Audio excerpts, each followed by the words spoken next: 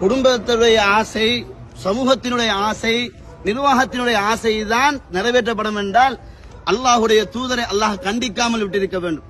நபி அவர்கள் தேன் குடித்துட்டு வருகிறாங்க, ஆயிஷா நாய்க்கு அது விருப்பம் இல்லை. அப்ப ஆயிஷா நாய் இது என்ன தேன் வாசம் அப்படின்னு சொன்னாங்க, எனக்கு தேனை நான் ஹராம் ஆக்கிக்கிட்டேன், சமூகத்துக்கோ குடும்பத்துக்கோ எனக்கு ஹராம்ட்டாங்க. இது அல்லாஹ் ஒரு வினாடி பிற்படுத்தாம உடனே மெசேஜ் கொடுக்கிறான், யா அய்யுஹன் நபியு லிமா துஹர்ரிமு மா அஹல்லல்லாஹு லக். அல்லாஹ் உங்களுக்கு ஹலால் ஆக்கினது நீங்க ஏன் ஹராம் ஆக்கினீங்க? சுப்ஹானல்லாஹ். நபி தன் பொண்டாட்டிக்கு விருப்பம் இல்லையா, அதனால தேன் எனக்கு ஹராமுப்பா அப்படின்ட்டாங்க. அல்லாஹ் கேட்கிறான், இது மார்க்கம் பொண்டாட்டி ஊடாக வந்துச்சா ஏன் ஊடாக வந்துச்சா? அல்லாஹ் அக்பர். உங்க மனைவிக்கு விருப்பம் இருக்கலாம், விருப்பம் இல்லாம இருக்கலாம், நீங்க முட்டதுனா இறச்சி அது வேற விஷயம். ஆனா மார்க்கத்தோட டச் பண்ண வந்தால் அது என்னுடைய வகைதான் அங்க வரணும். அல்லாஹ் கேட்கிறான், லிமா துஹர்ரிம், ஏன் ஹராம் ஆக்கினீங்க? மா அஹல்லல்லாஹு லக், அல்லாஹ் உங்களுக்கு ஹலால் ஆக்கி தந்ததை. தபுதகி மரலாத்தா சுவாஜிக், உங்க பொண்டாட்டியுடைய சந்தோஷத்துக்கு மார்க்கத்தில் கையெடுப்பியதா? அல்லாஹுடைய தூதர் எந்த ஒரு ஜனாசாவிலையாவது உட்கார்ந்து கொண்டு மண் ரப்புக்குனா ரப்பி எல்லாம் சொல்லு, ஒமா தீனுக்குனா தீன் இஸ்லாம்னு சொல்லு, ஒமன் நபியுக்குனா நபி சொல்லலாம் சொல்லு, கைஃப் அரப்தன்னா தாரிஃபுல் குர்ஆன் சொல்லு சொன்னாங்களா? ஏங்க இந்த வாசகம் சொல்லி கொடுத்து வராதுங்க. உலகத்துல பிராக்டிகலா வாழ்ந்தா மட்டும்தான் சொல்ல முடியும், இல்லாட்டி யாராலும் சொல்ல முடியாது. அதான் ரசூலுல்லாஹ் சொன்னார்களே, பாத்திமாவை கூப்பிடு, பாத்திமாவே தந்தை என்ற அடிப்படையில் உலகத்தில் அவனுக்கு வேண்டியது செஞ்சு தந்துடலாம், ஆனால் தந்தை என்ற உரிமையில் மறுமையில் என்னால உனக்கு எதுவும் செய்ய முடியாதுன்றாங்க. அந்த நபியே இப்படி தன்னுடைய குடும்பத்துக்கு சொல்லி மார்க்கத்தை நிலைநாட்டுறாங்கன்னா நாங்க எவ்வளவு யோசிக்கணும். உலகத்துக்காக சமூகத்துக்காக எல்லாம் மார்க்கத்தை விட்டு கொடுக்க கூடாது. அப்படி மார்க்கத்தை விட்டு கொடுக்கணுமாக இருந்தால் அல்லாஹ்வுடைய தூதருக்கு கொடுக்கப்பட்ட அவ்வளவு விடயத்தை ரசூலுல்லாஹ் எடுத்து மார்க்கத்தை தூக்கி எறிந்திருப்பார்கள். ஏன் ஹிஜ்ரத் போக வேண்டும், ஏன் பல்லுடைய அடி வாங்க வேண்டும், ஏன் சஹாபாக்களை இழந்து தன்னந்தனியாக நிற்க வேண்டும்? இந்த சத்திய மார்க்கம் தொலைந்து போக கூடாது என்பதற்காக ஒரு சஹாபி ஓடி வந்து இவர்களை டார்ச்சர் தாங்க முடியவில்லை, கேட்டார்கள் நீ நலவாக இருந்து மார்க்கம் தொலையணுமா இல்லது நீ துண்டாடப்பட்டு மார்க்கம் ஜெயிக்கணுமா? அல்லாஹ்வின் தூதரே எனது எல்லா போனாலும் பரவாயில்ல, இஸ்லாம் நிலைக்கணும்.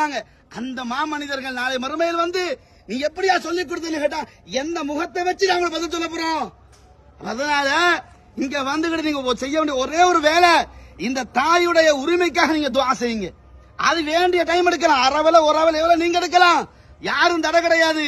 ஆனால் அல்லாஹ்வுடைய தூதர் காட்டாத ஒன்றை இந்த தாயுடைய மனசு நோகடிச்சிட்டு போய்த்திராதீங்க. இந்த தாயினுடைய மகனார் மிகப்பெரிய கொடைவல்லல், நான் கண்ணால கண்டது கிடையாது, ஆனா கேள்விப்பட்டிருக்கிறேன். பல பள்ளிகளை கட்டிக் கொடுத்திருக்கிறார். நன்றாக புரிந்து கொள்ளுங்கள், யார் என்ன செய்தார்களோ அதற்கு கூலி அல்லாஹ் கொடுப்பான். ஆனால் நீங்களாக என்ன செய்ய வேண்டாம், அல்லாஹ்வுடைய மார்க்கத்தில் கையடிக்க வேண்டாம். எதுக்கு பொதுமக்களை உலமாக்களை நம்புறோம்? எதுக்கு நம்புறோம்? சத்தியத்தை படிச்சிருக்காங்க, மார்க்கத்தை படிச்சிருக்கிறாங்க, மார்க்கத்தை தைரியமா சொல்லுவாங்கன்னு உங்க மீது கொண்ட நம்பிக்கையை உடைக்கிறோமே. நாளை மறுமையில் என்ன சொல்வார்களாம்? யௌம துகல்லபு வுஜூஹுஹும் ஃபின்னார் யகூலுன யா லைதனா அத்தஅனா அல்லாஹ வ அத்தஅனா ரசூலா என்று அங்கே புலம்புறதுக்கு முன்னாடி மக்களே விழித்துக் கொள்ளுங்கள், அல்லாஹ்வுடைய தூதர் மார்க்கத்தை தெளிவாக சொல்லிவிட்டார்கள், ஜனாசாவின் அடிப்படை தெளிவாக சொல்லி தந்து விட்டார்கள். அவர்கள் சொன்னார்கள், இவர்கள் சொன்னார்கள், ஏமாந்து விடாதீர்கள். உங்களுடைய கல்லை, உங்களுடைய சொத்தை, உங்களுடைய காணியை ஒருத்தன் அபகரித்து கொண்டால் விடுவீர்களா?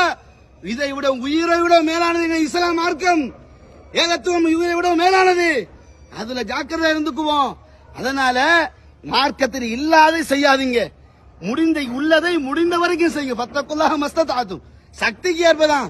கால் இல்லாடி நின்று சொல்ல சொல்ல இஸ்லாம் சொல்லல, உட்கார்ந்து சொல்லணும் சொல்லுது. அப்ப அதனால எங்களை சக்திக்கு ஏற்ப மார்க்கத்தை செய்வோம். ஆனா பிதியத்துக்கு மட்டும் பின்னால போயிடாதீங்க.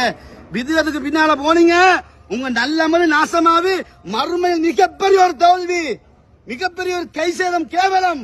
அதை எடுத்துக்கொள்ளாதீங்க. அதனால இந்த ஜனாசாவுக்காக வேண்டி துஆ செய்யுங்கள். இந்த ஜனாசாவுக்கு செய்ய வேண்டிய ஒரு முக்கியமான விஷயம் தான் ஒவ்வொருத்தரும் கேளுங்க. ரசூல் அப்படித்தான் சொன்னாங்க. இப்போது கேள்வி கணக்கு கேட்கப்பட போகிறார், அவரை நாவை உறுதிப்படுத்துமாறு அல்லாஹ்விடத்தில் கேளுங்கள் என்று சொன்னார்கள். கேட்கிறேன் ஆமீன் சொல்லுங்கள் என்று சொல்லவில்லை. ரசூலுல்லாஹ் கேட்டு சஹாபா ஆமீன் சொல்லவும் இல்லை.